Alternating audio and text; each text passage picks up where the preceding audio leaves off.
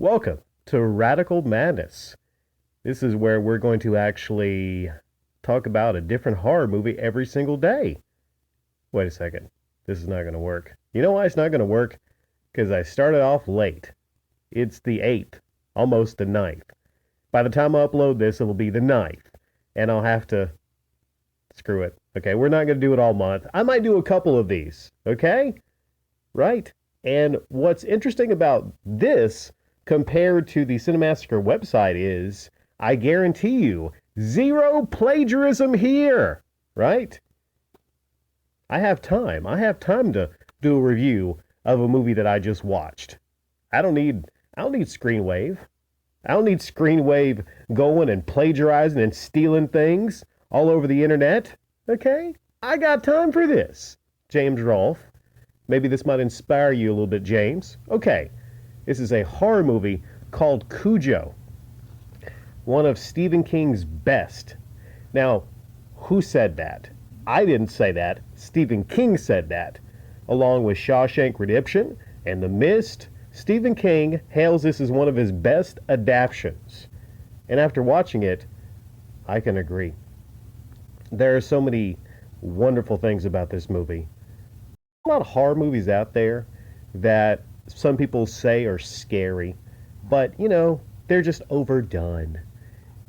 Think about the concept, right? What makes a good horror movie to me is the concept something that could actually happen, that actually might be realistic.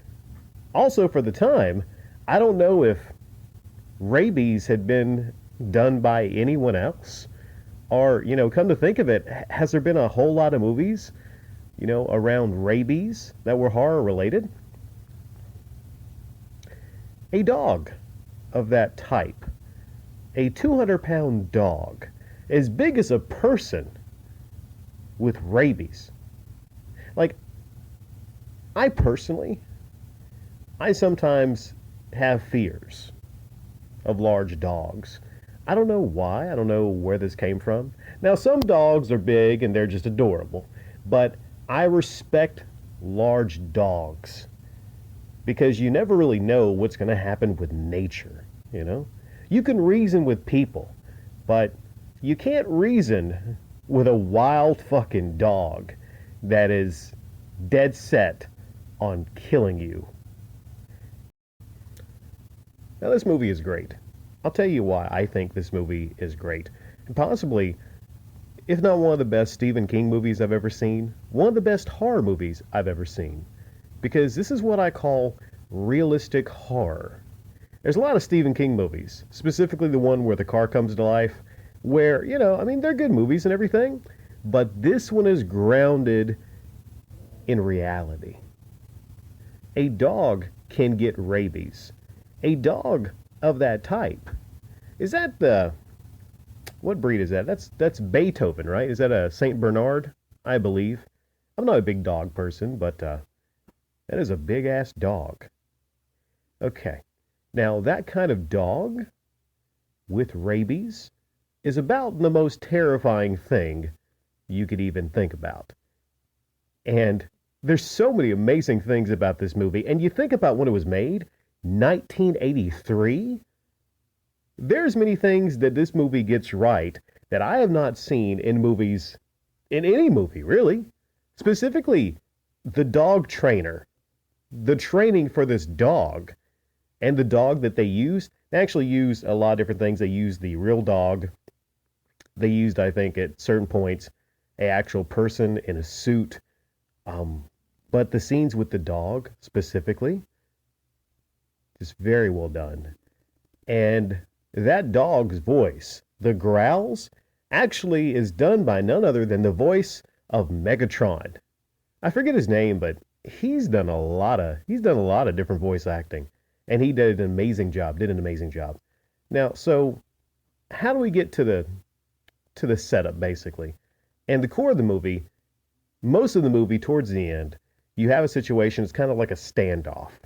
You have a mother and you have her son, and they're in a Pinto, a Ford Pinto of all vehicles. What a bad luck vehicle. This is probably not the I don't know if like Ford actually paid to have their vehicle in this movie. I don't know. Maybe it was like positive advertisement. Hey, it didn't blow up.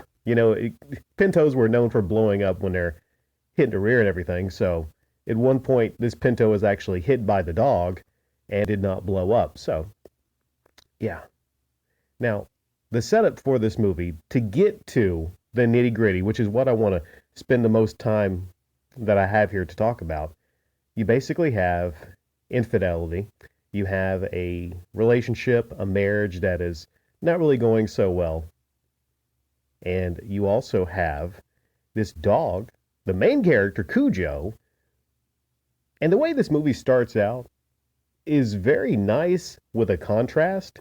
There's a adorable little bunny rabbit, and Cujo's chasing this bunny rabbit around, and the bunny rabbit goes into a bunny hole, and then Cujo, puts his snout into the bunny hole, and then gets a nasty bite from a bat. Okay, the bat has rabies. So then Cujo gets rabies, and I find it kind of shocking that nobody takes Cujo to the vet after seeing that giant, that pulsating giant sore on the nose. They just kind of overlook it.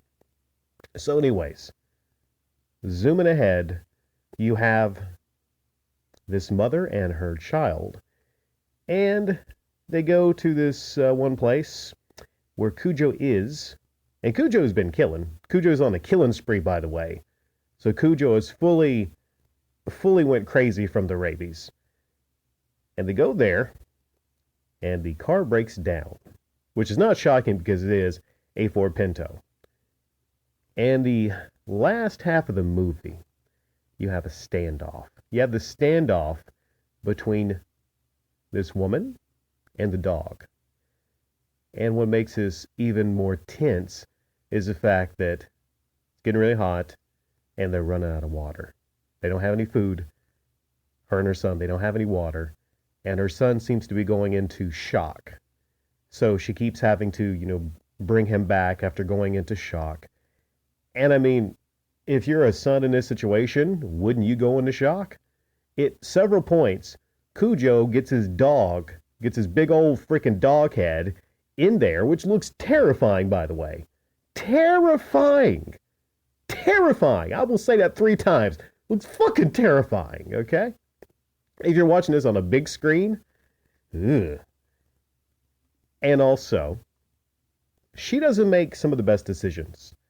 At one point, she leaves the vehicle, and I don't know how she survived. I don't.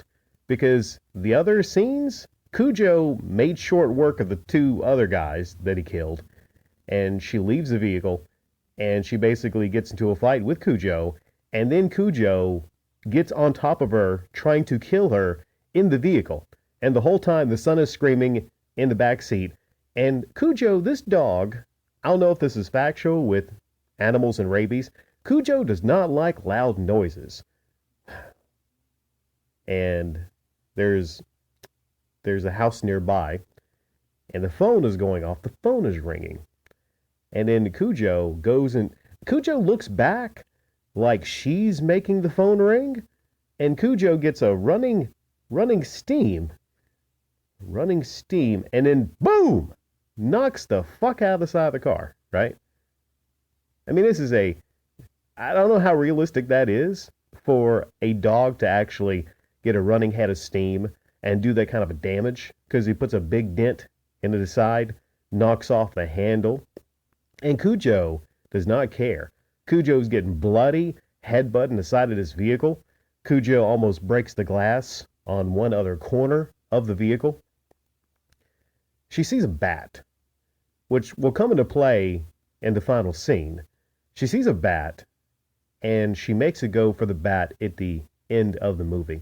Well, before the end of the movie, you have that hopeful spot where there's a police officer that comes by. I like this in horror movies because it kind of gives you a false sense of security, like, whew, the cop is here. But the cop can't mess with Cujo, okay? Becomes just another victim. And at points, a lot of you might ask, well, why doesn't this female try to actually just maybe get her son out and get into the cop car. Well, he probably has the keys to the cop car because then she'd just be, switching for a different position. Plus, also, she's not going to outrun Cujo. So the ending, basically, is just a standoff. She's a woman fighting for her life and the life of her son. Her son is basically, she's even checking his pulse. She's not sure if he's dead or not. So she makes the decision to leave the car, pick up the baseball bat, and she doesn't have a whole lot of strength to swing that baseball bat, but she hits him a couple times. And that dog just keeps on coming. Fact of the matter is, I'm not going to give away what happens at the very end. There's a couple things that happen at the very end if you want to watch this movie um, without me giving everything away. One of my favorite scenes is when the boy comes out on his porch and you can barely see anything. It's a heavy mist. And the boy comes out looking for his dog, asking, Cujo, where are you, Cujo? And then you think for a second, okay, this dog basically just comes up from behind the boy and you're like, oh no, uh-oh. But then Cujo doesn't attack the boy. In fact, Cujo, when the boy tries to get close, Cujo barks, starts growling. Because Cujo is losing control. But in that moment, that dog knows that there's no coming back. That dog is losing control of its mind. But there's enough of the dog's mind left to put it together that, this is my boy. This is my boy. I can't kill my boy here. So there's a part of it that's actually heartbreaking. And that's an element to this movie that's actually heartbreaking too, because even though this is a bloodthirsty killer, you can't forget how this dog started out. And the boy just is screaming for Cujo, Cujo. And Cujo just walks off into the mist. And that is the death of the dog before the dog goes over and becomes a bloodthirsty killer.